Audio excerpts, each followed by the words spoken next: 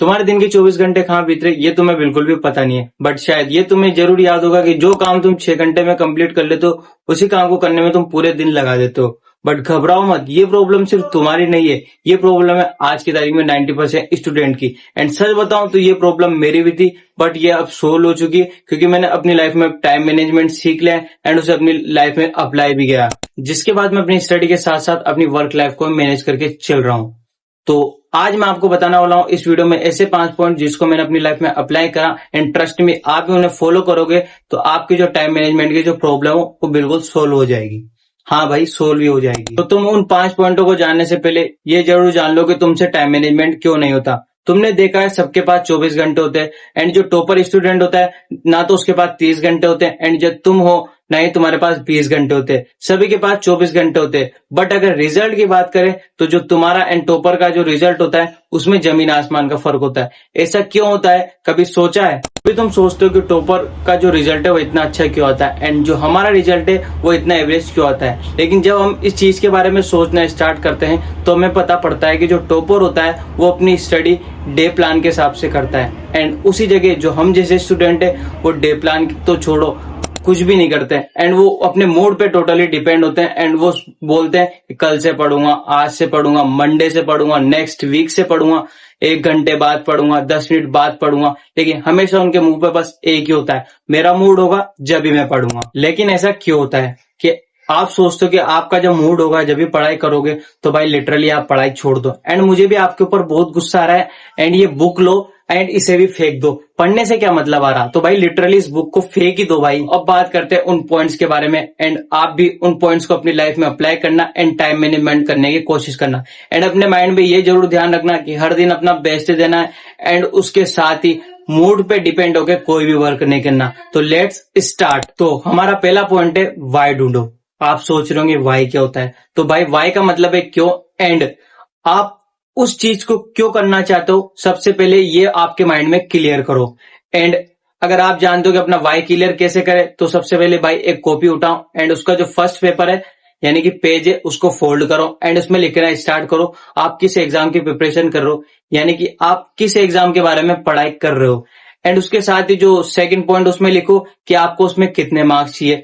सबसे पहले 90% चाहिए या 70% चाहिए या 80% चाहिए। एंड उसके साथ ही जो हमारा थर्ड पॉइंट होगा उसमें आपको लिखना है कि पर्टिकुलर नंबर हमको कितने चाहिए, 400 नंबर चाहिए कि 300 नंबर चाहिए, 550 नंबर चाहिए या 450 नंबर चाहिए।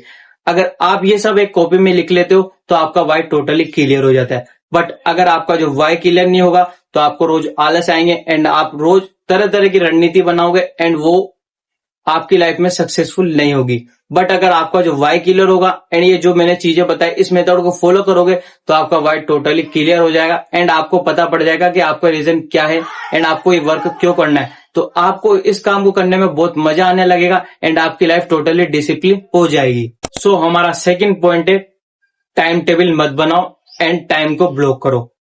तो बट आप सोच रहे होंगे भाई टाइम टेबल मत बनाओ ये क्या बेवकूफ है एंड टाइम ब्लॉकिंग करो ये क्या होता है? तो भाई सच बता रहा हूं भाई, टाइम टेबल मत बनाओ।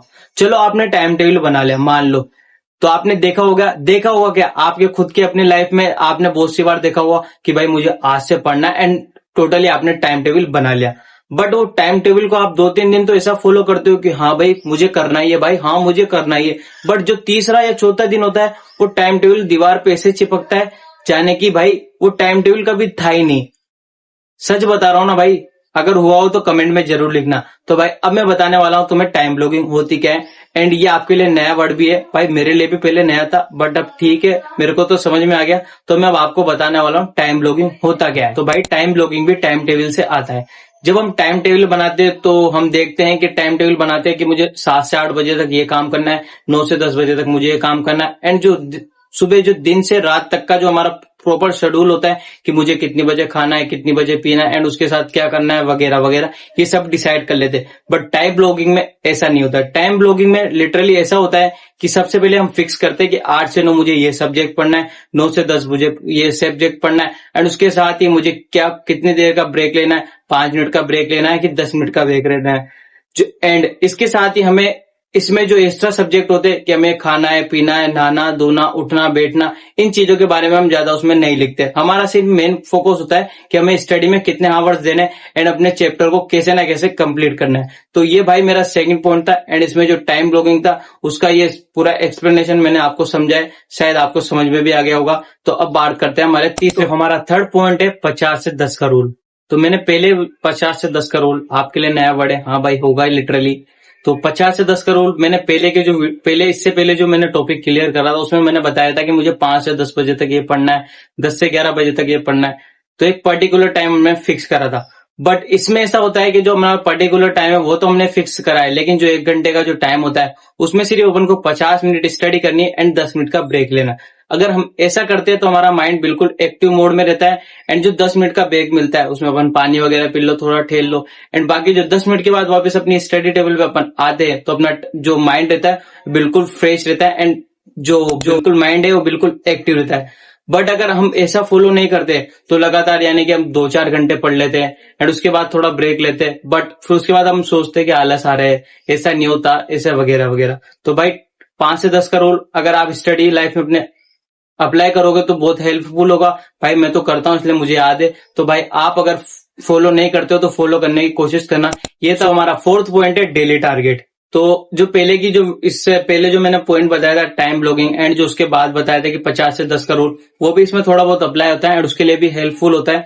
तो सबसे पहले आपको अपना जो डेली का टारगेट है वो आपको एक लिखना है पर्टिकुलर कागज पे एंड उस पे लिखना है, ज्यादा नहीं 5 जो अपने टारगेट है वो लिख लो कि मुझे ये सब्जेक्ट पढ़ना है, कि मुझे ये वाला सब्जेक्ट पढ़ना है, इसमें रिवीजन करना है, इसमें ये करना है, इसमें मॉक टेस्ट लगाना है। ये अगर अपन ये टारगेट वगैरह डेली बनाते हैं एंड उसको डेली क्लियर करते हैं तो हमको बहुत सुकून फील होता है एंड उसके साथ ही अपने आप पे भी प्राउड फील होता है। तो भाई ये बात करते हैं हमारे फिफ्थ पॉइंट के बारे में एंड ये हमारा वीडियो का सबसे लास्ट पॉइंट होगा नाइट रिव्यू।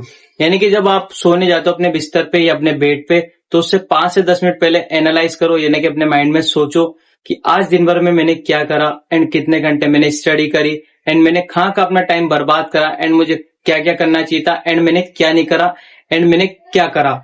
इन सब चीजों के बारे में सोचना चाहिए एंड मुझे आने वाला जो नेक्स्ट डे उस पर मुझे क्या करना है।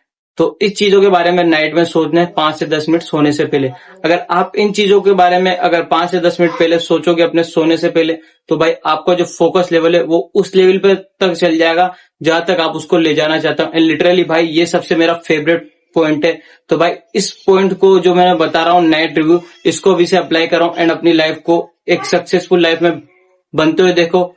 तो ये वीडियो के लास्ट में बस इतना सा कहना चाहूंगा कि जो टॉपर स्टूडेंट होते हैं एंड जो हम जैसे एवरेज स्टूडेंट होते हैं उनमें सिर्फ हैबिट्स का फर्क होता है। अगर आज से आप अपनी हैबिट सुधार लोगे तो अपनी लाइफ में बहुत चेंज करोगे। एंड भाई मैं कोई बंदा टॉपर नहीं हूँ, मैं भी आपकी तरह एवरेज हूँ एंड मैं जो डेली सीखता हूँ उस चीज के बारे में आपको वीडियो में बताता हूँ। तो अगर वीडियो अच्छा लगा हो तो लाइक करो, सब्सक्राइब करो एंड बताना मुझे आपके 2026 में BSTC प्रिपरेशन में कितने नंबर आए थे। एंड भाई मैं एंड में बस इतना कहना चाह रहा हूँ कि भाई मैं भी BSTC प्रिपरेशन कर रहा हूँ, वो भी 2027 के लिए, क्योंकि मेरा 2026 में सिलेक्शन नहीं हुआ।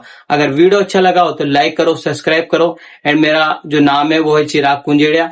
एंड जब तक के लिए राधे राधे, मिलते हैं नेक्स्ट डे में।